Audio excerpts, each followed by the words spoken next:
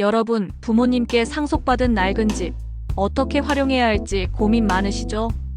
특히 내가 살고 있는 집이 따로 있는데 상속받은 주택을 재건축하거나 재개발한다면 과연 1세대 1주택 비과세 혜택을 받을 수 있을까요? 오늘은 많은 분들이 혼란스러워하는 상속주택 재건축, 재개발과 비과세 특례에 대해 최신 기준으로 깔끔하게 정리해드리겠습니다. 첫 번째로 알아야 할 점은 상속주택 특례 제도의 취지입니다.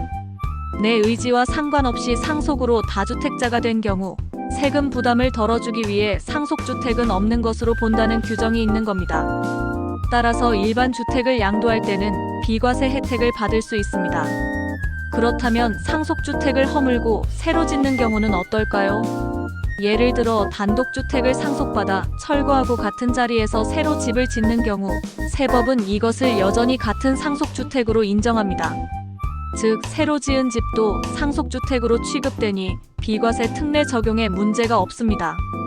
그런데 재건축이나 재개발 사업에 들어가면 상황이 달라집니다. 이때는 기존 주택이 조합원 입주권으로 바뀌기 때문인데요.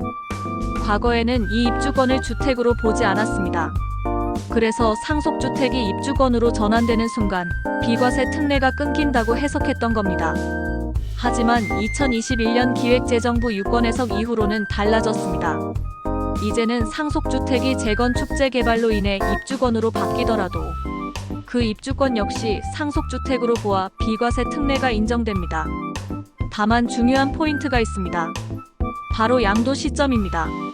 일반 주택을 양도할 때 상속주택이 입주권 상태라면 문제가 없지만 만약 신축 아파트가 완공되고 등기까지 마친 뒤라면 그때부터는 다시 2주택자로 간주되어 비과세 적용이 어려워질 수 있습니다. 또 하나 주의할 점은 1+1 재건축입니다. 즉, 재건축 후 2채 이상의 주택을 받는 경우인데요.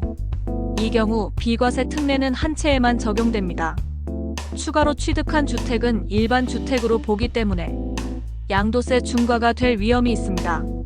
정리해보면 단순 멸실 후 신축은 상속주택 지위 유지, 재건축 재개발 입주권도 최신 기준에서는 상속주택 인정.